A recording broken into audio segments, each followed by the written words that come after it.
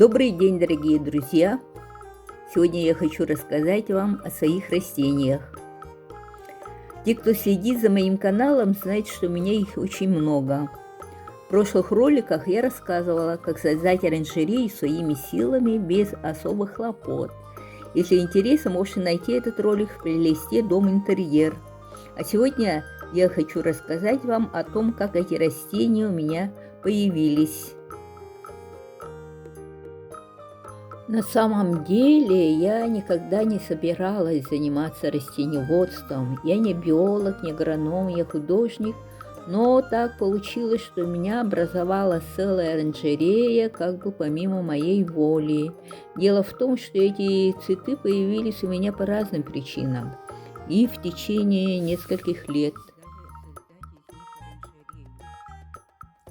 А все началось с единственного растения, которое у меня было, называется хохлатум. Вот они такие. Наверное, все знают, что они очень быстро разрастаются, появляются вот такие ростки, которые нужно пересаживать. И таким образом, получается, становится их очень много со временем. И вот с этого все и началось. Ну вот некоторые растения мне достались как бы от родственников. Вот в прошлом году переезжали на новую квартиру, и мне вот передали вот это денежное дерево. Они были поменьше. И вот это растение, которое называется, ну я потом только узнала, что они называются золотой ус. Но они были в таком виде вот таких ростков в стеклянной баночке. И когда они дали корни, я их пересадила.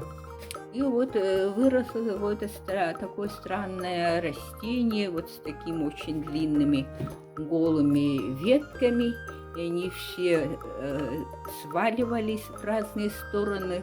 Я их только вот недавно привязала вот на эти палки. И сейчас они так более-менее хорошо выглядят. А вначале это было вообще просто страшное зрелище. И вот такие палки вырастают, а потом в конце они превращаются в какую-то вот пальму. Потом мне сказали, что это растение лечебное, и вот эти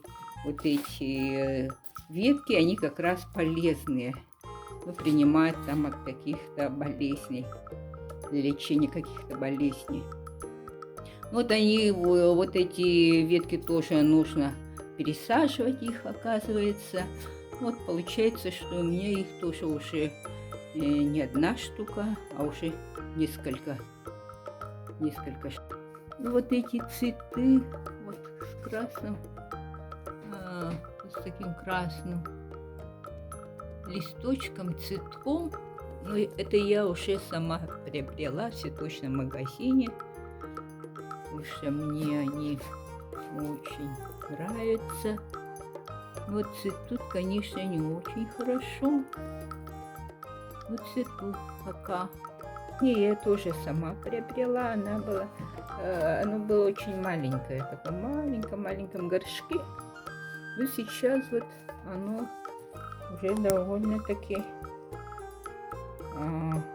выросло таких размеров внушительных.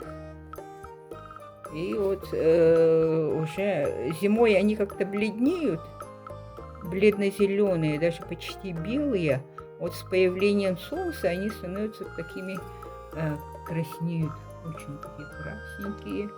Ну, на солнце они хорошо, видимо, солнце любят, выдерживают. Некоторые растения не любят солнце. Растение очень красивое, мне подарили на день рождения. Они были упакованы в горшке, упакованы, завернуты в бумагу. Когда я открывала их, я бумагу сверху срезала и случайно срезала листья. Вот у меня теперь они растут такие все с отрезанными листьями. все равно смотрится красиво. Вот это растение я приобрела сама. Ну, мне они очень нравятся, но это было горшочка, было несколько веток. Но вот со временем, почти там за год, за два, они вот так разрослись, что теперь уже они у меня растут в 4 горшках. И постоянно вот ветка какая-то ломкая отламывается, и вот приходится вот как бы посадить на воду, чтобы дали корни. Вот их я пересаживаю, и вот со временем, мне кажется, их уже ставить некуда будет. Я очень люблю разные папоротники. Вот этого красавца я купила в цветочном магазине.